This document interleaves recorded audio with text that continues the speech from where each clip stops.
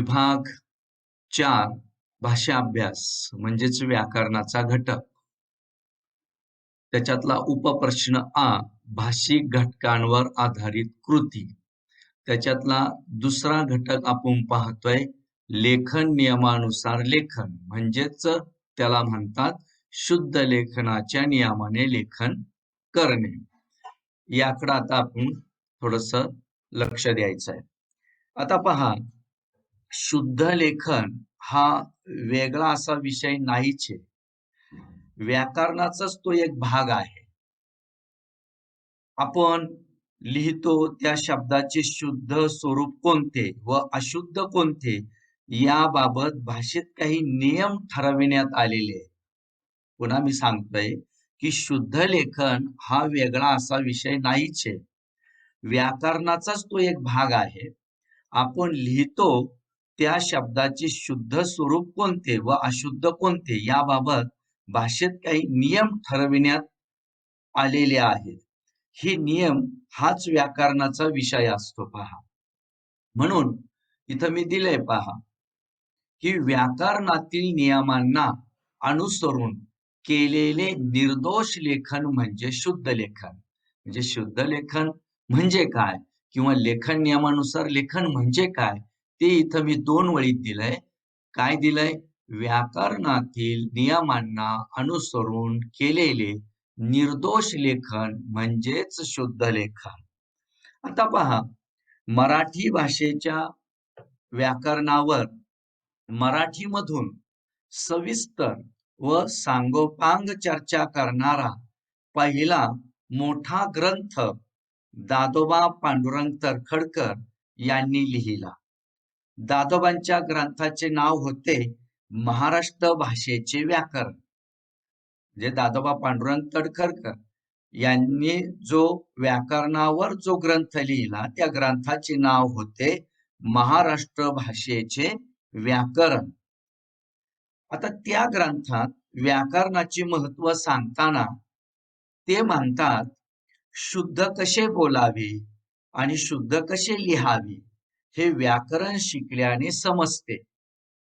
तसेच हे शुद्ध का, म्हणजे हा शब्द शुद्ध का व तो शब्द अशुद्ध का याची माहिती देखील त्या ग्रंथातून आपल्याला मिळते. आज लेखन विषयक जे सरकारमान्य नियम आहेत ते मराठी साहित्य मंडळाने पुरस्कृत केलेले नियम आहेत. त्यांनाच आपण मसा महामंडळाचे नियम म्हणजेच काय, महाराष्ट्र साहित्य महामंडळाचे नियम असे म्हणतात. तेच नियम लक्षात घेऊन आपले लेखन आपण जास्तीत जास्त निर्दोष करण्याचा प्रयत्न करावा. या लेखन विषयक नियमांचे 4 भाग केलेले आहेत. पहा, ते कोणते 4 भाग आहेत ते आता नीट लक्षात घ्या. पहिला भाग आहे अनुस्वार कोठे द्यावे. जो आपण अक्षरांवर अनुस्वार देतो तो कोठे द्यावा याचे काही नियम ठरलेले आहेत ते आपण लक्षात घ्यावे. म्हणजे पहिला भाग पाहायचा आहे अनुस्वार कोठे द्यावे. दुसरा भाग शब्दाच्या शेवटी येणारे इकार व उकार केव्हा ऱ्हस्व वा केव्हा दीर्घ लिहावेत हाही भाग आपल्याला इथं थोडक्यात समजून घ्यावयाचा आहे. तिसरा विभाग उपांत्य अक्षरातील इकार व उकार कसा लिहावा हाही भाग आपण या ठिकाणी लक्षात घेणार आहोत. आणि चौथा, इतर नियम काय आपल्याला लक्षात घ्यावे लागतील.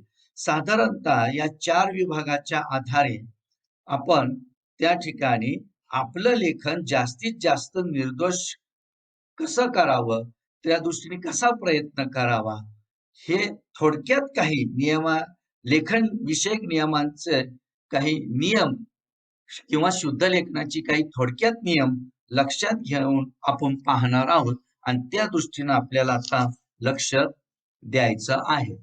त्याच्यामध्ये मी इथं लिहिलंय थोडक्यात शुद्ध लेखनाचे काही नियम लक्षात घ्या. त्याच्यामध्ये अनुस्वार आता तुमच्या समोर ठेवलंय. पहा, एक एक नियम थोडक्यात समजून घ्या. अनुस्वाराचा पहिला नियम आहे ज्या अक्षराचा उच्चार नाकातून स्पष्टपणे होतो, पहा नीट समजून घेत चला, ज्या अक्षराचा उच्चार नाकातून स्पष्टपणे होतो त्या अक्षरावर अनुस्वार द्यावा. उदाहरणार्थ आंबा. पहा आता अ आवर जो दिलेला अनुस्वार आहे त्याचा उच्चार नाकातून स्पष्टपणे होतो, म्हणून त्याच्यावर त्या ठिकाणी आपण अनुस्वार दिलेला आहे. पहा अशी अनेक उदाहरणं मी दिलेत इथं. उदाहरणार्थ आंबा, तंतू, घंटा, गुलकंद, गंगा, चिंच, निबंध. आता पुढचा अनुस्वाराचा नियम लक्षात घ्या. संस्कृत मधून मराठीत जसेच्या तसे आलेल्या शब्दातील, आता संस्कृत मधून मराठी जसेच्या तसेचे शब्द आले त्यांना आपण तत्सम शब्द म्हणतो. पहा हे आपण शब्दसिद्धी या भागामध्ये थोडक्यात लक्षात घेतलेलं आहे. काय दुसरा नियम, संस्कृत मधून मराठीत जसेच्या तसे आलेल्या म्हणजेच तत्सम शब्दातील अनुस्वार परसवर्णाने, परसवर्ण म्हणजे काय, तर पुढे येणाऱ्या व्यंजनाच्या वर्गातील पंचम वर्णाने लिहिण्यास हरकत नाही. म्हणजे संस्कृत मधून मराठीत जसेच तसे काही जे तत्सम शब्द आलेत आणि त्या शब्दातील अनुस्वार परसवर्णाने म्हणजे व्यंजनाच्या वर्गातील पंचम वर्गाने लिहिण्यास हरकत नाही, हे लक्षात घ्या. पण आपण शक्यतो तसं लिहित नाही, पण लिहिलं तरी काही हरकत नाही.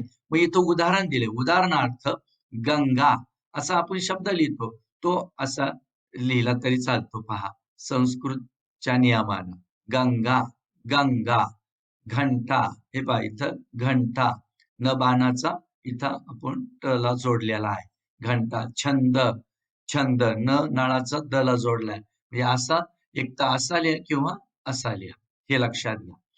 तिसरा नियम लक्षात घ्या अनुस्वाराचा. य, र, ल, व, श, श, स, ह यांच्या पूर्वी येणाऱ्या, म्हणजे या अक्षरांच्या पूर्वी येणाऱ्या अनुस्वारांबद्दल संस्कृत भाषेप्रमाणे केवळ शीर्षबिंदू द्यावा. फक्त शीर्षबिंदू द्यावा, त्याचा तो स्पष्ट नाकातून त्याचा उच्चार होणार नाही.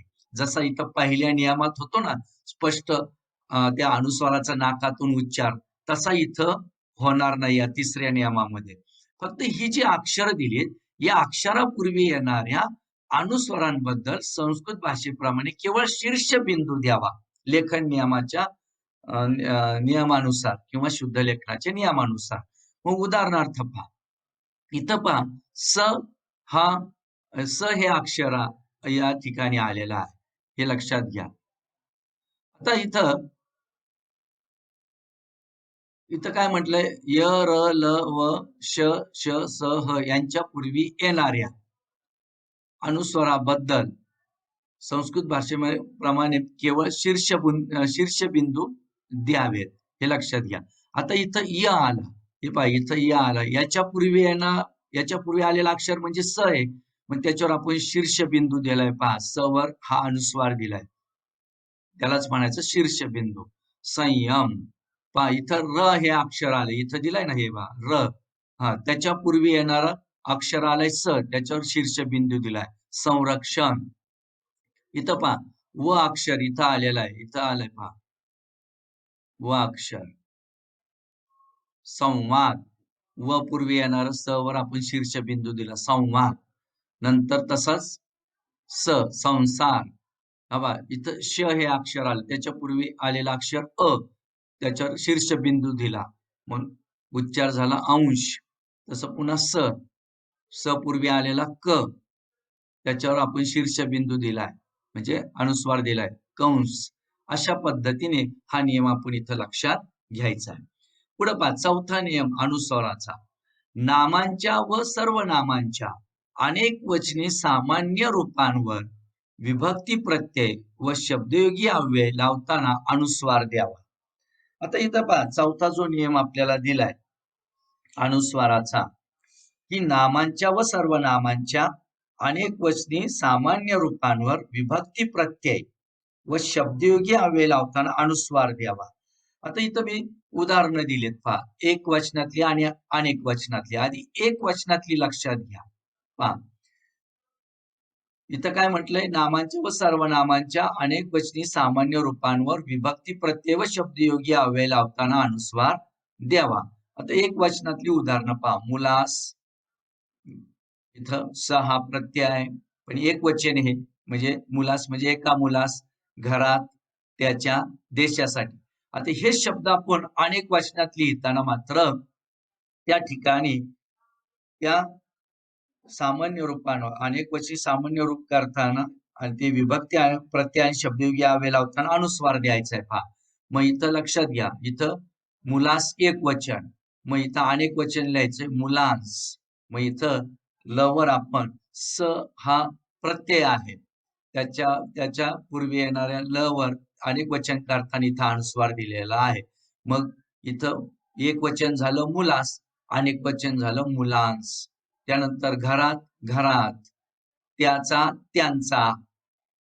आता हे चा हे विभक्ती प्रत्यय लागलेला आहे. त हा विभक्ती प्रत्यय आहे. पुढे पहा शेवटचं उदाहरण देशासाठी. आता अनेक वचन देशांसाठी. साठी हे शब्दयोगी अव्यय आहे. म्हणजे आपण म्हटलं ना विभक्ती प्रत्यय किंवा शब्दयोगी अव्यय लावताना अनुस्वार द्यावा अनेक वचन करताना. तो आपण इथं दिलेला आहे. हा अनुस्वाराचा एक नियम इथं लक्षात घ्यायचा आहे. पुढं 5वा नियम लक्षात घ्या अनुस्वारावरील. वरील नियमांव्यतिरिक्त शुद्ध लेखनाच्या पूर्वीच्या नियमानुसार जे अनुस्वार आपण देत होतो ते आता देऊ नये. म्हणजे पहा पूर्वी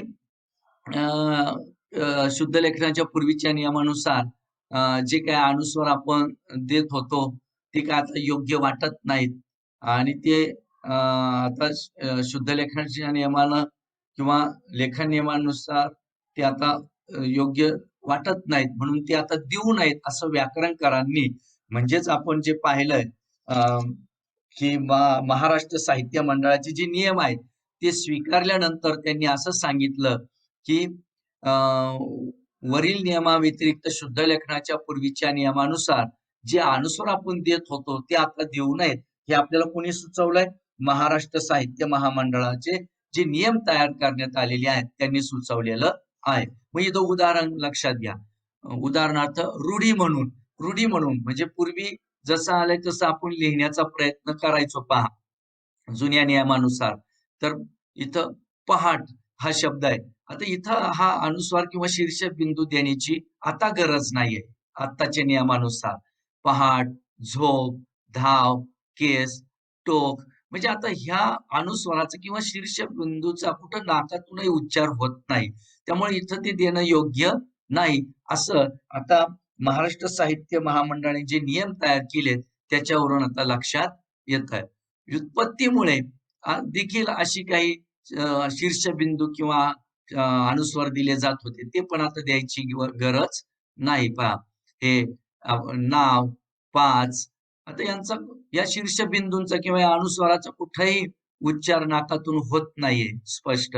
त्यामुळे हे देण्याची गरज नाहीये. नाव, पाच, गाव, काठा, सावळा, कोवळा म्हणजे पूर्वी असे शीर्षबिंदू दिले जायचे पहा किंवा अनुस्वार दिले जायचे. आता ही देण्याची गरज नाही. आता व्याकरणातील काही नियमानुसार पूर्वी दिले जायचे. वासरू, तिने, घरात, तेव्हा, यामुळे हे पाळलं वर इथं अनुस्वार दिलाय, शीर्षबिंदू दिलाय. आता हे जे आहेत म्हणजे शुद्ध लेखनाच्या पूर्वीच्या नियमानुसार जे आपण आता हे पूर्वी अनुस्वार देत होतो ते आता अजिबात द्यायची गरज नाही. आता जर ते तुम्ही दिले तर ते शुद्ध लेखनाच्या नियमाने होणार नाहीत किंवा ते अशुद्ध लेखन संबोधलं जाईल. मग त्यानुसार हा नियम 5वा इथं लक्षात घ्यायचा आहे. अशा पद्धतीने आपण इथं अनुस्वार नेमका कुठे द्यायचा हे नियम इथं आपण लक्षात घेतलेले आहेत. आता पुढं शुद्ध लेखनाच्या दृष्टीनं काही नियम लक्षात घेतोय. त्याच्यामध्ये आ पाहतोय. ह्रस्व, दीर्घ, अंत्याक्षरे हे कसे असावेत? दीर्घ असावेत की ह्रस्व असावेत हे आता आपण इथं लक्षात घेणार आहोत. तर त्याच्यामध्ये पहिला नियम आहे एक अक्षरी शब्दातील इकार किंवा उकार इकार म्हणजे वेलांटी, उकार म्हणजे उकार, आपण जो पहिला दुसरा उकार जाते तो, आणि इकार म्हणजे पहिली दुसरी वेलांटी. हे सरळ सोप्या भाषेत मी तुम्हाला सांगतोय. एक अक्षरी शब्दातील इकार किंवा उकार दीर्घ उच्चारला जातो, म्हणून तो दीर्घ लिहावा. हे आपण या ठिकाणी लक्षात घ्यायचंय. म्हणजे इथं एक लक्षात घ्या, सोप्या भाषेत मी तुम्हाला इथं सांगतोय, हा जो पहिला नियम, जे एक अक्षरी शब्द जे असतात, जे एक अक्षरी शब्द असतात ती नेहमी दीर्घ लिहायचे पहा. मग ती इकार असो किंवा उकार असो, हे लक्षात घ्या. उदाहरणार्थ मी, हा दीर्घच लिहायचे. एक अक्षरी शब्द नेहमी दीर्घ लिहायचे पहा. मी, ही, तू, हे दुसरा उकार दिलाय पहा इथं. दुसरी मीला दुसरी वेलांटी, हिला दुसरी वेलांटी, तला दुसरा उकार, इथं धला दुसरा उकार, जला दुसरा उकार. म्हणजे हे हे उकार, हे म्हणजे उकार, आणि वेलांटी जी आपण देतो मी, हिला, याला म्हणायचं इकार. मग एक अक्षरी शब्द नेहमी दीर्घ लिहायचे, हे लक्षात घ्या. उदाहरणार्थ मी, ही, तू, धू, जू, ती, जी, पी, बी आणि रू. हा पहिला नियम ऱ्हस्व दीर्घातला. आणि अंताक्षर कसे लिहावेत, म्हणजे शेवटचा अक्षर. अंताक्षर म्हणजे काय? शेवटचा अक्षर, त्या शब्दातलं शेवटचं अक्षर कसं लिहावं, हे. पण याच्यातला पहिला नियम आहे की एक अक्षरी शब्द हे नेहमी दीर्घ लिहायचे, हा याच्यातला पहिला नियम. दुसरा नियम काय? मराठी शब्दाच्या शेवटी येणारा इकार किंवा उकार, जो काही मराठी शब्द असेल त्या शब्दातला शेवटचं जे अक्षर असेल ते इकार किंवा उकार उच्चारानुसार दीर्घ लिहावा. पुन्हा सांगताय, मराठी शब्दाच्या शेवटी येणारा इकार किंवा उकार उच्चारानुसार दीर्घ लिहावा. हे इथं उदाहरण मी दिलेत. उदाहरणार्थ आई, हा इकार. वाटी, इकार दीर्घ आहे.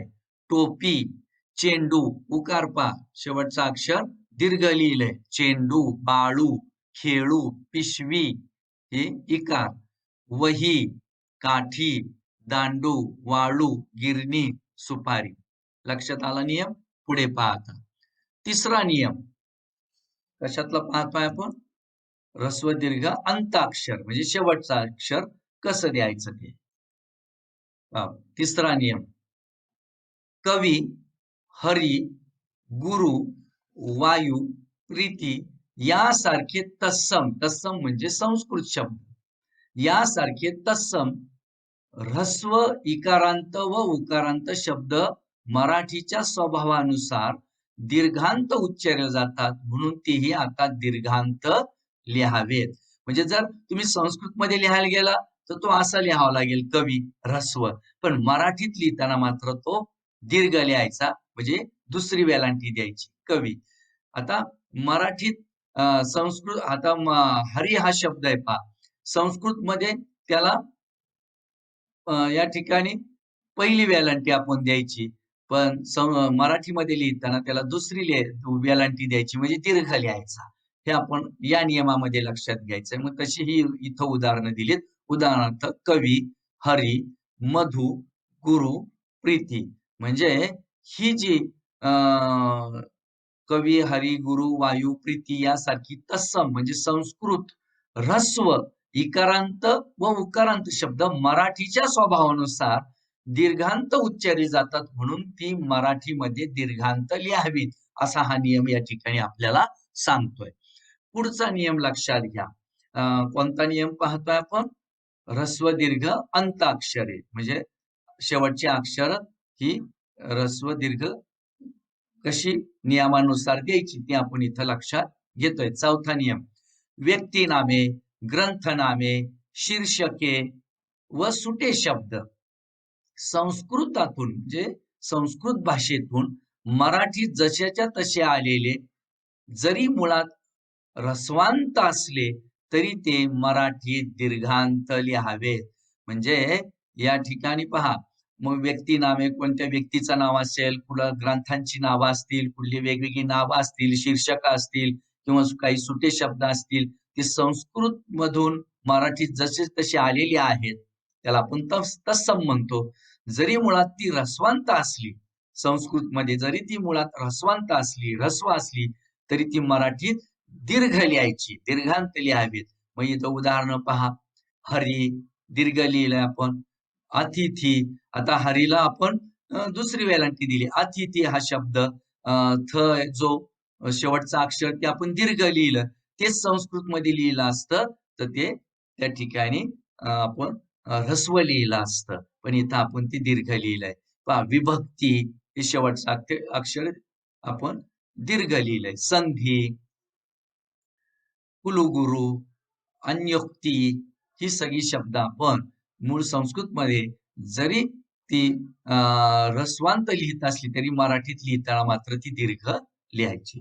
5वा नियम मात्र. काय 5वा नियम? ऱ्हस्व दीर्घ अंत्य अक्षराचा. मात्र सामासिक व साधित शब्दातील पहिले पद ऱ्हस्व, इकारांत किंवा उकारांत तत्सम शब्द असेल म्हणजे संस्कृत शब्द असेल तर ते ऱ्हस्वांतच लिहावेत. हे आपण या ठिकाणी लक्षात घ्यायचंय. काय लक्षात घ्या पुन्हा. सामासिक व साधित शब्दातील पहिलं पद ऱ्हस्व इकारांत. पहिलं पद जर ऱ्हस्व असेल, इकारांत असू द्या किंवा उकारांत असू द्या, आणि ते तत्सम शब्द असेल तर ते ऱ्हस्वांतच लिहावेत. म्हणजे इथं पाहता असं सामासिक शब्द इथं 2 शब्द एकत्र आले. हे आपण समासामध्ये पाहिलं. सामासिक शब्द कशाला म्हणायचे? 2 पद जेव्हा एकत्र येतात आणि त्यापासून एक जो अर्थपूर्ण शब्द तयार होतो त्याला आपण सामासिक शब्द म्हणतो. इथं पहा इथं 2 पद एकत्र आलेत, कवी आणि राज. मग शब्द तयार, सामासिक शब्द तयार झाला कविराज. मग याच्यातला कवी हा शब्द संस्कृतच्या नियमानुसार हा ऱ्हस्व आहे आणि तो सामासिक शब्द आहे. पण मग मराठीमध्ये देखील लिहिताना तो ऱ्हस्वच ठेवायचा. म्हणून इथं म्हटलंय त्यांनी सामासिक व साधित शब्दातील पहिलं पद ऱ्हस्व म्हणजे कवी हे पहिलं पद ऱ्हस्व आहे. इकारांत आहे कवी, इकारांत आहे किंवा उकारांत असेल इथं आपण घेतलंय पुढचं उदाहरण उकारांताचं. इकारांत तत्सम असेल म्हणजे तसं संस्कृत शब्द असेल तर ते मराठीत लिहिताना ऱ्हस्वांतच लिहावे. म्हणून आपण इथं इथं दुसरी वेलांटी दिलेली नाही तर पहिलीच वेलांटी ठेवली आहे. कारण तो सामासिक शब्द आहे. कविराज हे लघुकथा पहा. उकारांत पहिलं पद हे ऱ्हस्व आहे संस्कृतमध्ये. ते मराठीत लिहिताना तसंच ठेवलंय ऱ्हस्व. हे लक्षात घ्या. लघुकथा तसंच वायुपुत्र हे 2 शब्द आहेत ना. हे लक्षात घ्या. सामासिक शब्द आहेत. लघुकथा, वायुपुत्र, मृत्यूलेख. आता इथं समजा नुसता मृत्यू शब्द लिहायचा असता आणि लेख शब्द नसता तर हे दीर्घ झालं असतं. पण हा सामासिक शब्द लिहिताना पहिलं पदातील पहिल्या शब्दातील जर ते अंत्याक्षर लघु असेल तर ते मराठीमध्ये लिहिताना सामासिक शब्दामध्ये ते ऱ्हस्वच लिहायचं. ठीक आहे. मृत्यूलेख, शत्रुपक्ष, पशु पक्षी, भानुविलास, गतिमान. आता हे तुमच्या लक्षात आलेलं असेल. पुढचा 6वा जो नियम आहे आपण ऱ्हस्व दीर्घाचा जो आपण या ठिकाणी नियम पाहतोय. ऱ्हस्व दीर्घ अंत्य अक्षराचा नियम त्याच्यातला आता आपण पाहतोय 6वा नियम. सामासिक व साधित शब्दातील पहिले पद दीर्घ, पहिलं पद म्हणजे शब्द, पहिलं पद दीर्घ असेल, इकारांत किंवा उकारांत तत्सम म्हणजे संस्कृत शब्द असेल तर दीर्घांतच लिहावे. हे लक्षात घ्या. म्हणजे सामासिक व साधित शब्दातलं पहिलं पद म्हणजे पहिला शब्द दीर्घ म्हणजे इकारांत असेल, पहिला शब्द दीर्घ, इकारांत किंवा उकारांत तत्सम शब्द असेल तर तो दीर्घांतच लिहायचा. म्हणजे दीर्घ असेल तर दीर्घच लिहायचा. हे आपण लक्षात घ्यायचं. आता पहा इथं 2 शब्द एकत्र आले, लक्ष्मी आणि पुत्र. हे लक्षात घ्या. आता लक्ष्मी शब्द हा दीर्घ आहे. हे लक्षात घ्या. पहिलं पद हे दीर्घ आहे. म्हणून त्या ठिकाणी सामासिक शब्दातलं ते तसंच दीर्घ ठेवायचं. त्याच्यात ते आपण ऱ्हस्व करायचं नाही किंवा ऱ्हस्वांत त्या ठिकाणी लिहायचं नाही. हे आपण इथं लक्षात घ्यायचं आहे. म्हणून लक्ष्मीपुत्र, वधू परीक्षा, ठीक आहे. उकारांत हा शब्द आलेला आहे. सामासिक शब्द आहे पहिला पद आणि हा सामासिक शब्द आहे त्याच्यातलं पहिलं पद हे दीर्घ आहे. म्हणून त्या ठिकाणी जरी ते तत्सम असलं, संस्कृत मधला जरी तसा असेल, तर ते मराठीत लिहिताना दीर्घच लिहायचं. म्हणून लक्ष्मीपुत्र, वधू परीक्षा, भूगोल, वधूवर, भगिनी मंडळ वगैरे अर्थानं. आणि पुढचा 7वा नियम लक्षात घ्या. ऱ्हस्व दीर्घ अंत्याक्षर याच्यातला 7वा नियम. विद्यार्थी विद्यार्थीन, प्राणीन, पक्षीन यासारखी इन अंत शब्द, पहा इथं इन शेवटच्या अक्षराचा उच्चार इन असा होतो. अंत म्हणजे शेवट. पहा विद्यार्थीन, प्राणीन, पक्षीन यासारखी इन अंत शब्द मराठीत येताना त्यांच्या शेवटच्या न चा लोप होतो. त्या अर्धा जो न आहे त्याचा लोप होतो व उपांत्य ऱ्हस्व अक्षर दीर्घ होते. उपांत्य म्हणजे काय? जे शेवटचा अक्षर आहे त्याच्या पूर्वीचा अक्षर त्याला म्हणायचं उपांत्य अक्षर. हे लक्षात घ्या. हे त्या पुन्हा वाचतोय. विद्यार्थीन, प्राणीन, पक्षीन यासारखी इन अंत शब्द मराठीत येताना त्यांच्या शेवटचा न चा लोप होतो व उपांत्य ऱ्हस्व अक्षर दीर्घ होते. मग या ठिकाणी पहा, आता इथं आपण घेतलं होतं विद्यार्थीन. आता ह्या न चा लोप झाला आणि मग या त्याच्या पूर्वीचं उपांत्य अक्षर जे थ होतं त्याच्यावर पहिली वेलांटी होती. इथं देताना आपण दुसरी वेलांटी दिलेली आहे. मग ते आपण दीर्घ लिहिलंय. हे लक्षात घ्या. त्या न चा लोप झाला ना, हे आपण लक्षात घ्यायचंय. कोणत्या न चा? इथं उदाहरणात मी दाखवलंय. विद्यार्थीन या न चा लोप झाला आणि उपांत्य ऱ्हस्वाक्षर म्हणजे त्या न च्या पूर्वीचं येणारं अक्षर, हा मग ते कोणतं होतं? थ होतं आणि त्याला पहिली वेलांटी होती. पण इथं मराठीत लिहिताना त्याला आपण दुसरी वेलांटी म्हणजे ती दीर्घ आपण लिहिलेलं आहे. म्हणजे उपांत्य ऱ्हस्वाक्षर दीर्घ होते. तसं प्राणीन, प्राणीन ह्या इंचा लोप होतो. इथं आपण लिहिलं दीर्घ प्राणी. तसं पक्षी, मंत्री, योगी, स्वामी, परंतु हे शब्द आता इथं स्वामी. परंतु आता पुढचं काय नियम आहे याच्यातलं उपनियम काय? परंतु हे शब्द समासातील पहिल्या पदाच्या जागी आले तर ते ऱ्हस्वांतच लिहावेत. हे लक्षात घ्या. मग आता जर एखादा सामासिक शब्द आहे, पहा आता इथं पहा, इथं सामासिक शब्द आहे विद्यार्थी गृह.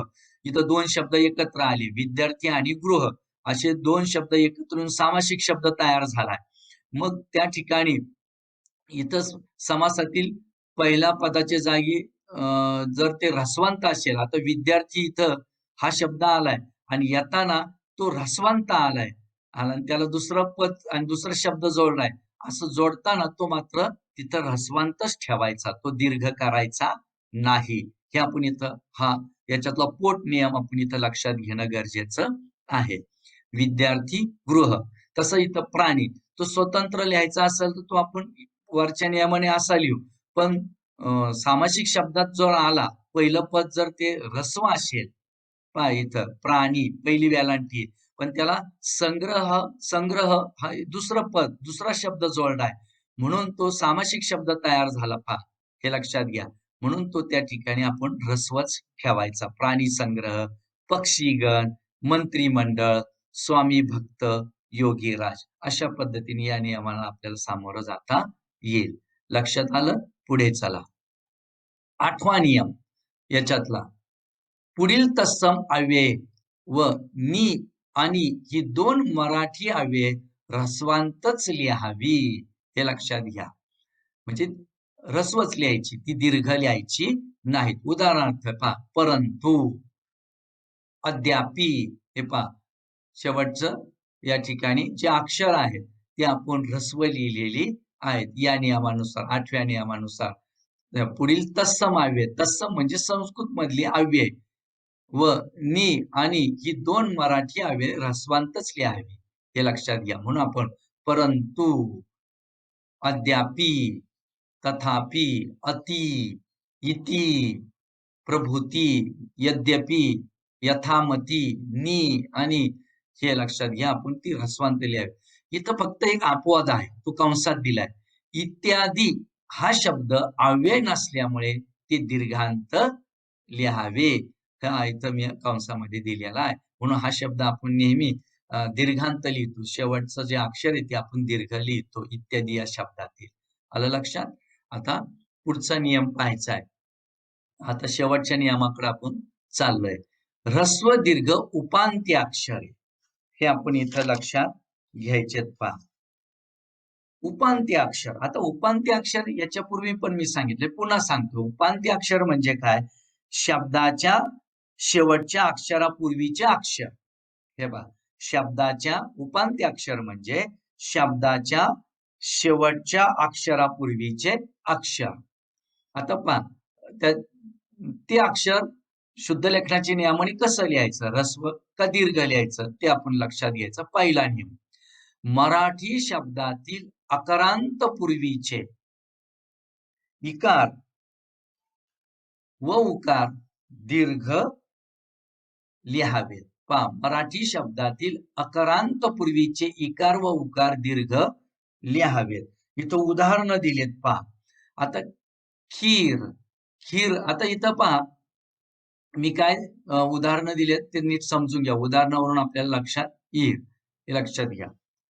आता खीर, आता खीरचा उच्चार करताना इथं र चा उच्चार करताना इथं अकारांत उच्चार होतो. पहा, अ चा उच्चार होतो. खीर, अकारांत पूर्वीचे इकार व उकार दीर्घ लिहावेत. मग आता पहा, खीर म्हणजे इथं शेवटचं अक्षर हे अकारांत आहे आणि मग त्याच्या पूर्वी येणारं जे अक्षर आहे ख ते आपण दीर्घ लिहिलेलं आहे, म्हणून त्याला दुसरी वेलांटी दिली खीर. कारण शेवटचा अक्षर हे अकारांत आहे, म्हणून त्याच्या पूर्वी येणार जे उपांत्य अक्षर आहे, म्हणजे या र च्या पूर्वी येणारा अक्षर ख हे उपांत्य अक्षर म्हणतो त्याला, ते आपण इथं दीर्घ लिहिलेलं आहे. मग नियम काय सांगतोय? मराठी शब्दातील अकारांत पूर्वीचे इकार व उकार, इकार म्हणजे त्याची पहिली का दुसरी वेलांटी, उकार म्हणजे त्याला पहिला का दुसरा उकार द्यायचा, हे आपण इथं इकार आणि उकार मधून लक्षात घ्यायचं. म्हणून मराठी शब्दातील अकारांत पूर्वीचे इकार व उकार दीर्घ लिहावेत. म्हणून इथं र चा उच्चार हे शेवटचं त्या ठिकाणी अक्षर आहे, त्याचा उच्चार करताना अकारांत होतो. खीर, अ चा उच्चार येतो, त्याच्या पूर्वीचं अक्षर ख, म्हणून ते आपण दीर्घ लिहायचंय. म्हणून इथं लिहिलंय खीर. तसं पीठ, फूल, सून, गरीब, कठीण, विहीर, दीर, मूल, ऊस, बहीण, जमीन, घेऊन, वसूल. हे उदाहरणावरून तुम्ही व्यवस्थित लक्षात घ्यायचंय.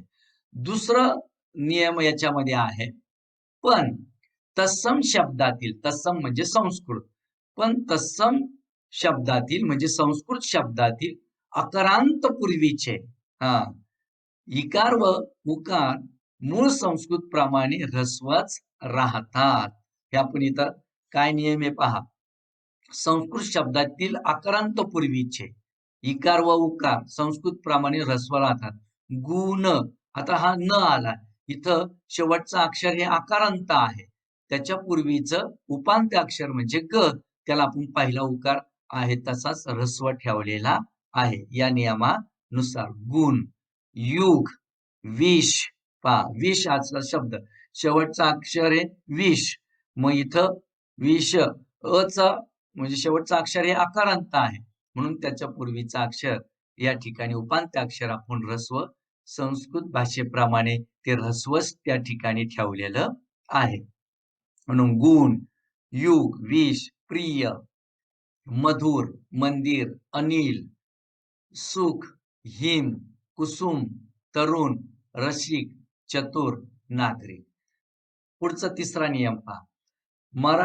मराठी शब्दातील अंत्य अक्षर, अंत्य म्हणजे शेवटचा अक्षर, मराठी शब्दातील अंत्य अक्षर दीर्घ स्वरांत असेल तर उपांत्य इकार व उकार ऱ्हस्व असतो. आता पहा इथं उदाहरणार्थ किडा. आता किडा हा जो शब्द आहे त्याच्यातलं अंत्य अक्षर डा हे दीर्घ आहे. पहा, का नाही, इथं दीर्घ आहे, ठीक आहे, अंत अक्षर दीर्घ स्वरांत असेल. आता किडा या शब्दातलं दुसरा अक्षर, आपलं दुसरा अक्षर म्हणजे शेवटचा अक्षर हे दीर्घांत असेल तर उपांत्य अक्षर म्हणजे या डाच्या पूर्वीचं अक्षर म्हणजे क हे उपांत्य अक्षर इकार व उकार ऱ्हस्व असतो. म्हणून इथं क ला वेलांटी आपण पहिली दिली म्हणून ते ऱ्हस्व लिहायचं. म्हणजे शेवटचं अक्षर अंत्य अक्षर जर दीर्घ असेल तर उपांत्य अक्षर म्हणजे शेवटच्या अक्षरापूर्वीचं अक्षर हे व्याकरणाच्या नियमानुसार हे ऱ्हस्व त्या ठिकाणी ठेवायचंय. त्याचा इकार किंवा उकार म्हणजे वेलांटी किंवा काय असेल त्याचा उकार तो ऱ्हस्व आपण त्या ठिकाणी द्यायचा. म्हणून इथं किडा म्हणून इथं आपण लिहिलंय की ड हे अंत अक्षर हे दीर्घ आहे म्हणून पहिलं अक्षर आपण त्या ठिकाणी म्हणजेच उपांत्य अक्षर हे आपण त्या ठिकाणी ऱ्हस्व लिहिलेलं आहे. किडा. गुणी इथं पहा तोच नियम. गुणी, सरिता, वकिली, पाहिजे, मिळवितो हे लक्षात घ्या. आता इथं तो हे जे शेवटचं अक्षर आहे ते दीर्घ आहे. मग त्याच्या पूर्वी येणारं व हे आपण ह्रस्व या नियमानुसार लिहिलेलं आहे. तसं इथं दिवा, सुरी, गरिबी, महिना. पुढं चौथा नियम. पण तत्सम शब्दातील म्हणजे संस्कृत शब्दातील उपांत्य अक्षर आहे. हा म्हणजे शेवटच्या अक्षरानंतरचं अक्षर त्याला आपण उपांत्य अक्षर म्हणतो. म्हणून तत्सम शब्दातील म्हणजे संस्कृत शब्दातील उपांत्य अक्षरे दीर्घ असतील तर ती मूळ संस्कृत भाषेप्रमाणेच दीर्घ ठेवावी. वरील नियमाप्रमाणे ती ऱ्हस्व ठेवू नये. मग इथं पहा पूजा हे संस्कृत नियम जसाच तसा इथं आपण वापरलेला आहे संस्कृत भाषेतला म्हणून तो त्या नियमानुसारच आपण तो शब्द लिहायचा आहे. म्हणून आता पहा तत्सम शब्दातील संस्कृत शब्दातील उपांत्य अक्षर उपांत्य म्हणजे आता हा पूजा या शब्दातलं जा हे अक्षर शेवटचं आहे त्याच्या पूर्वीचं अक्षर म्हणजे प हे अक्षर हे उपांत्य अक्षर झालं. ते दीर्घ आहे ते तसंच संस्कृत भाषेप्रमाणे दीर्घ ठेवायचं.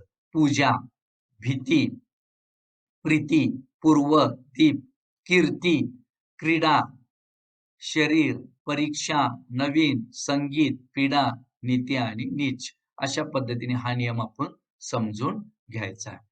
आता अशा पद्धतीने आपण इथं काही थोडक्यात शुद्ध लेखनाचे काही नियम लक्षात घेतलेले आहेत.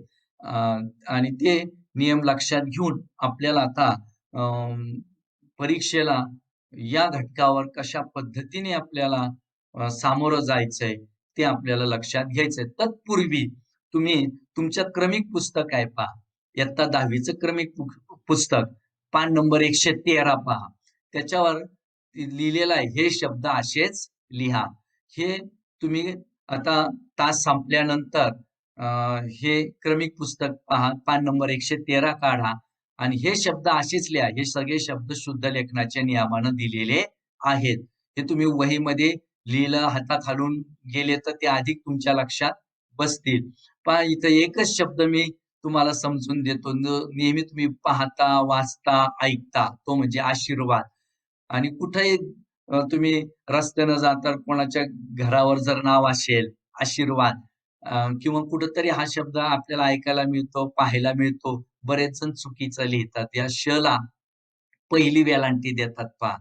आशीर्वाद किंवा इथं या व वरच वलाच वेलांटी देतात किंवा त्याच्यावरच राफार देतात. असे काही वेगवेगळे प्रयोग झालेले आपल्याला दिसून येतात. पण आशीर्वाद हा शब्द कसा शुद्ध लेखनाची नियमानं असावा तो या ठिकाणी आपल्याला पाहायला मिळतंय. हे शब्द सगळे वहीमध्ये तुम्ही लिहून घ्यायचे आहेत आणि लिहित असताना प्रत्येक शब्द हा शुद्ध लेखनाच्या नियमाने कसा शुद्ध आहे, कसा नियम शुद्ध लेखनाचे नियम लक्षात घेऊन ती लिहिले गेलेले आहेत. ते लक्षात घेऊन आपण तो या ठिकाणी पाहायचा आणि आपल्या वहीमध्ये हे सगळे शब्द लिहून घ्यायचे आहेत. तर या परीक्षेला याच्यापैकी पण शब्द तुम्हाला येऊ शकतात. त्यामुळं हे सगळे शब्द तुम्ही आपल्या वहीत लिहायचे आहेत. त्यानंतर पुढे लक्षात घ्या. काही शुद्ध शब्द मी तुम्हाला इथं दिलेले आहेत. हे शुद्ध शब्द देखील तुम्ही पहा, वाचा त्यानंतर याच्यातले काही शब्द तुम्ही वहीत लिहा. सगळेच लिहा लिहा असं माझं म्हणणं नाही. पण वारंवार वाचा, लक्षात घ्या आणि त्याच्यामुळं ते शब्द आपल्याला लगेच आपण अ, लक्षात कारण काही शब्द आपण वारंवार पाहिले, वाचले, आपल्या नजरेखालून गेले, की तो शब्द शुद्ध लेखनाच्या नियमानं कसा आहे, हे आपल्याला लगेच लक्षात येतं आणि आपल्याला एखादा शब्द समोर आला आणि तो जर अशुद्ध असेल, तर आपल्या नजरेला ते खटकतं पहा. म्हणून नेहमी हे शब्द तुमच्या नजरेखालून गेले पाहिजेत. तुम्ही ते वाचले पाहिजेत. हाताखालून तुम्ही ते लिहिण्याचा प्रयत्न केला पाहिजे. म्हणजे शुद्ध लेखनाची नियमानच आपलं लेखन कसं होईल, हे आपल्याला त्या ठिकाणी लक्षात घेता येईल. त्यामुळे हे असे काही शुद्ध शब्द मी तुमच्या समोर स्क्रीनवर दिलेले आहेत. तुम्ही याचे सगळ्यांचे स्क्रीनशॉट काढून ठेवा. नंतर तुम्ही ते वहीमध्ये लिहून ठेवा, जेवढं शक्य आहे तेवढं. आपल्याला हा प्रश्न 2 गुणासाठी विचारला जातो. शुद्ध लेखनाचे नियम किंवा लेखन नियमानुसार लेखन करा. हे आपल्याला 2 गुणासाठी विचारलं जातं. हे आपण पुढं जे कृतीयुक्त प्रश्न पाहणार आहोत, त्याच्यात तुमच्या लक्षात येईल. पहा, हे अजून बरेच शब्द मी दिलेत पहा, शुद्ध लेखनाची नियमनं. ही सगळी पहा, वाचा, वहीत लिहा शक्य झाले तर आणि वारंवार नजरेखालून घाला म्हणजे आपले मार्क अजिबात जाणार नाहीत. हे लक्षात घ्या. त्याच्यानंतर हे पहा, सरावासाठी आणखी काही शब्द दिलेत एकापुढे एक. भरपूर मी तुमच्या समोर शब्द या ठिकाणी दिलेले आहेत. हे सगळे शुद्ध लेखनाचे नियमानं हे शब्द दिलेले आहेत. हे लक्षात घ्या. म्हणजे हे सगळे शब्द तुम्ही पहा, वाचा, लक्षात घ्या, वहीमध्ये लिहून काढा जेवढी शक्य होतील तेवढी. पण याचे 2 गुण आपण जाऊ द्यायचे नाहीत. त्या दृष्टीने आपल्याला प्रयत्न करायचा आहे. हे मुद्दाम थोड्या वेळ मी स्क्रीन शेअर करतो. मी तुम्हाला स्क्रीनशॉट घेता येतील. हे ऐतिहासिक शब्द पहा, सार्वजनिक, शुभेच्छा, परिचय, समिती, चिदानंद, प्रसिद्ध, रुपाली, सूत्रधार असे कितीतरी शब्द आहेत हे. हे सगळे व्यवस्थित तुम्ही वाचा, लक्षात ठेवा, नजरेखालून हे सगळे शब्द तुम्ही घाला, म्हणजे तुम्हाला कुठलीही अडचण येणार नाही.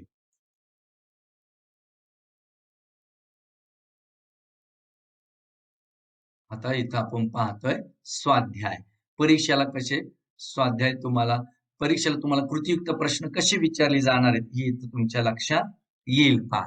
मी आता पहिला इथं प्रश्न तुम्हाला समजून देतोय. म्हणजे 2 प्रकारचेच प्रश्न साधारणतः याच्यावर कृतीयुक्त विचारले जातात पहा आणि 2 गुणासाठी विचारलं जाते. पहा, लेखन नियमानुसार लेखन करा. आता इथं पहा, अचूक शब्द ओळखा आणि कंसात दिले कोणतेही 4 शब्द सोडवणे आणि इथं 6 दिलेले आहेत. आपल्याला हा प्रश्न सोडवायला अजिबात फारसा वेळ जात नाही, हे लक्षात घ्या. त्यामुळे इथं जरी 4 म्हटले, तर आपण 6 ची 6 अचूक शब्द या ठिकाणी लिहायचे. जरी चुकून एखादा चुकला, तर आपला मार्क जाणार नाही. कुठले पण 4 शब्द बरोबर आले, तर आपल्याला 2 पैकी 2 मार्क मिळणार आहेत. त्या दृष्टीने आपण या प्रश्नाकडे पाहायचं आहे. मग इथं लिहिताना परीक्षेला लिहिताना आता समजा हा पहिला शब्द आहे. आधुनिक असे आधुनिक, आधुनिक, आधुनिक असे 4 शब्द इथं तुमच्या समोर ठेवलेत. याच्यातला अचूक शब्द ओळखायचा. परीक्षेला हे 4ही शब्द लिहिण्याची गरज नाहीये, हे लक्षात घ्या. याच्यातला जो अचूक शब्द आहे, तोच आपण या ठिकाणी लिहायचा. आता मग याच्यातला पहिला अचूक शब्द कोणता आहे? या पहिल्या गटातला तो आहे हा दुसरा आधुनिक. म्हणजे हा शब्द फक्त हा क्रमांक टाकायचा आणि हा शब्द तिथं लिहून काढायचा. काही जण काय करतात, हे सगळे शब्द लिहितात. त्याच्या पुढं बरोबरचं चिन्ह करतात किंवा डॅश देतात आणि अचूक शब्द लिहितात.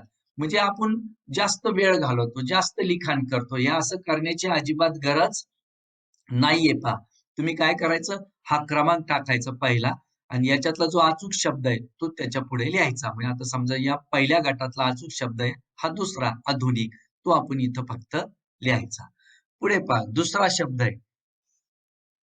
दीपाली हा शब्द दिलाय. पहा याचं शुद्ध लेखनाच्या नियमाने तो आता कोणता शब्द अचूक आहे, तर आपल्याला लगेच लक्षात येईल. बरेच जण तसा हा अचूक शब्द पहिला इथं दीपावली.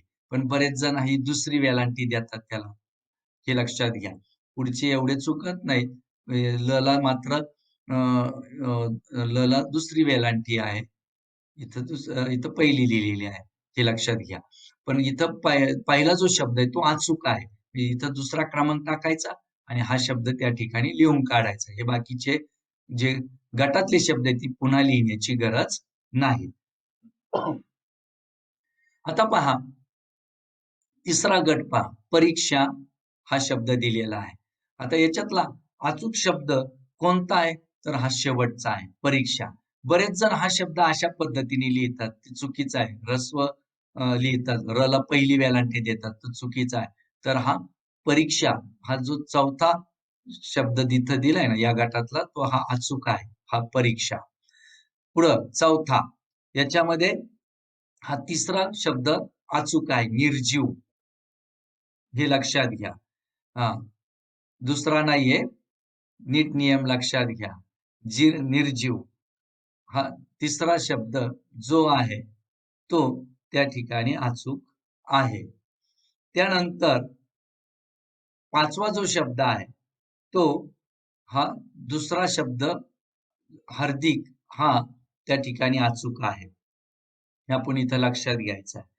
आणि सहावा जो शब्द आहे तो याच्या 6व्या गटातला हा तिसरा शब्द पुरस्कार हा या ठिकाणी अचूक आहे. अशा पद्धतीने या प्रश्नाला सामोरं जायचंय 2 गुणासाठी.